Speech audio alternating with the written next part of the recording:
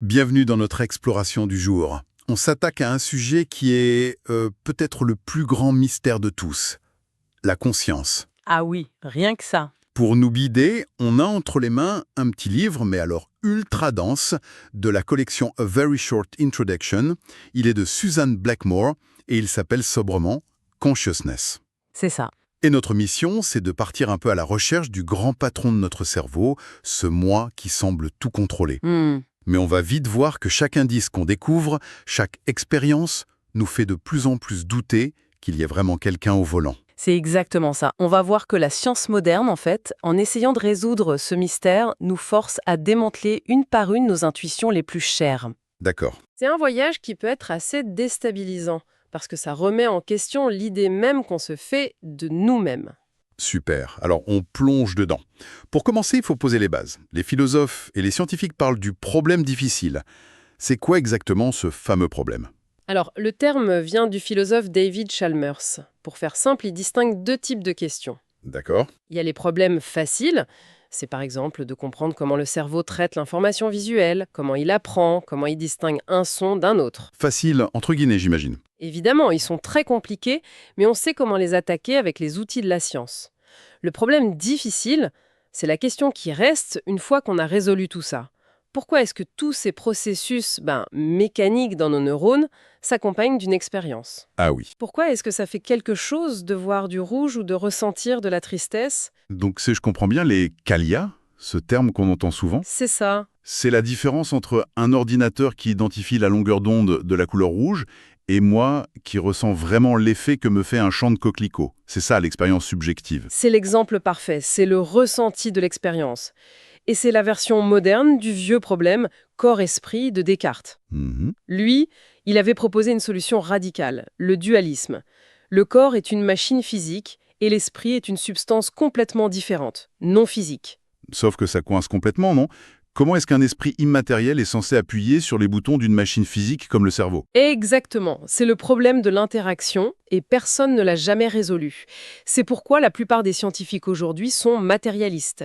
Ils partent du principe que tout est physique. D'accord. Mais du coup, le problème difficile revient en pleine face. Comment la matière physique seule produit-elle une expérience subjective? Et pour nous aider à y voir clair, il y a cette expérience de pensée assez étrange, le zombie philosophique. Oui. Imaginez une copie parfaite de vous-même. Elle parle comme vous, rit à vos blagues, a les mêmes réactions. De l'extérieur, impossible de la distinguer. Impossible. Sauf qu'à l'intérieur, il n'y a rien. Aucune sensation, aucune émotion, aucune conscience. C'est tout noir à l'intérieur. Ok. La question clé est, une telle créature est-elle même concevable? Et en quoi la réponse change tout? Si vous pensez qu'un tel zombie est concevable, alors la conscience est une sorte d'extra, un ingrédient magique ajouté par-dessus le fonctionnement du cerveau. D'accord. Mais si vous pensez que c'est impossible, qu'une machine aussi complexe qui se comporte comme nous serait forcément consciente? Alors, la conscience n'est pas un ajout. Exactement. C'est une propriété qui émerge naturellement d'un système complexe. Et ça change complètement la façon de chercher. D'accord, cette idée de zombie est fascinante, mais ça reste de la théorie. Qu'est-ce que le cerveau lui-même, la machine, nous dit sur tout ça? On a tous cette image en tête, ce que le philosophe Daniel Dennett a appelé le théâtre cartésien. Ah oui, l'image du petit moi confortablement installé dans un fauteuil au centre du cerveau, qui regarde le monde sur un grand écran et qui tire les manettes. C'est ça, ok. C'est moi qui regarde par mes yeux, qui décide de lever la main. Sauf que j'imagine que c'est un peu plus compliqué. C'est plus qu'un peu plus compliqué. C'est une illusion totale. Les neurosciences nous montrent que le cerveau est un système massivement parallèle. Pas de centre de contrôle. Non, il n'y a pas de centre, pas de quartier général et surtout pas de spectateur. L'information est traitée partout en même temps. D'accord. La recherche se concentre donc plutôt sur ce qu'on appelle les corrélats neuronaux de la conscience, les CNC. L'idée est de trouver quelle activité cérébrale spécifique correspond à une expérience subjective précise. Et c'est là que des cas cliniques un peu fous nous en apprennent énormément. Par exemple, le cas de la patiente DF. Un tas absolument fondamental. Cette patiente souffrait d'agnosie visuelle. Elle était incapable de vous dire si une fente devant elle était verticale, horizontale ou oblique. Sa perception consciente de l'orientation était Nul. nulle. Et pourtant, si vous lui donniez une carte postale et lui demandiez de la glisser dans la fente, elle le faisait avec une précision parfaite, en orientant sa main correctement, sans la moindre hésitation. Attendez, ça veut dire que sa main savait l'orientation de la fente, mais elle, son esprit conscient, ne le savait pas. C'est exactement ça. Cette étude a révélé qu'on a deux grandes autoroutes visuelles dans le cerveau.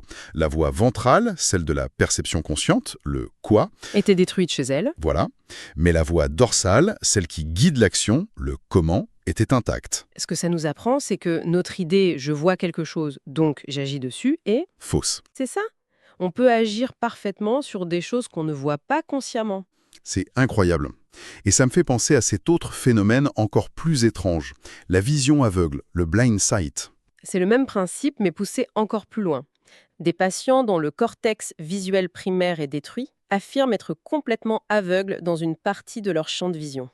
Ils jurent ne rien voir. Exactement. Mais si vous leur demandez de deviner où était la lumière, ils pointent au bon endroit avec une précision stupéfiante. Et donc, une partie de leur cerveau voit, traite l'information, mais l'info n'arrive jamais jusqu'à leur conscience. C'est ça. C'est un peu flippant. Qu'est-ce qui se passe d'autre en coulisses dont je n'ai aucune idée? C'est la grande question Nashless. Ce que des cas comme ça nous montrent, c'est que le cerveau est un ensemble d'outils ultra spécialisés qui peuvent fonctionner en pilote automatique. Et la conscience? Notre conscience ne semble être informée que d'une toute petite partie de ce qui se passe réellement. L'idée d'un spectacle unifié et cohérent en prend un sacré coup. Cette idée que ma perception est si fragmentée, ça m'amène à autre chose. Mon sentiment d'être aux commandes.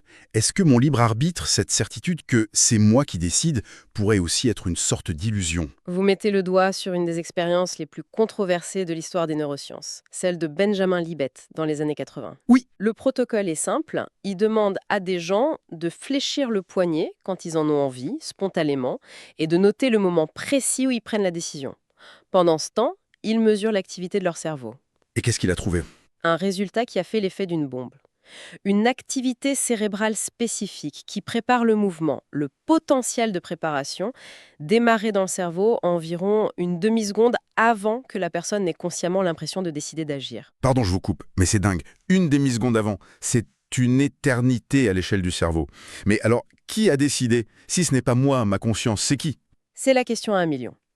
L'interprétation de Libet, c'est que la décision est d'abord prise par des processus inconscients dans le cerveau. Et la conscience? Elle arrive après la bataille. Elle est informée de la décision, mais elle ne la prend pas. C'est un peu comme si la conscience était le service de presse de l'Élysée. Elle annonce les décisions, mais elle ne les prend pas en Conseil des ministres. C'est une excellente analogie. Et le psychologue Daniel Wagner va même plus loin. Pour lui, le libre arbitre conscient est une illusion pure et simple. Ah oui? Des processus cérébraux inconscients lancent deux choses en même temps. L'action elle-même et la pensée « je vais faire cette action ». D'accord. Comme les deux arrivent quasiment en même temps, notre cerveau fait une erreur de déduction et se dit « ah, ma pensée a causé mon action ». Alors qu'en fait, elles ont une cause commune plus profonde et inconsciente. Voilà, c'est une illusion de causalité. Franchement, cette idée me donne le tournis. Si ma volonté n'est qu'une histoire que mon cerveau se raconte après coup, qu'est-ce qui est réel? Et si notre volonté est une construction, est-ce que ce que je vois en ce moment l'est aussi ? On a l'impression d'avoir un écran 8K en permanence devant les yeux. C'est ce que Suzanne Blackmore nomme la grande illusion.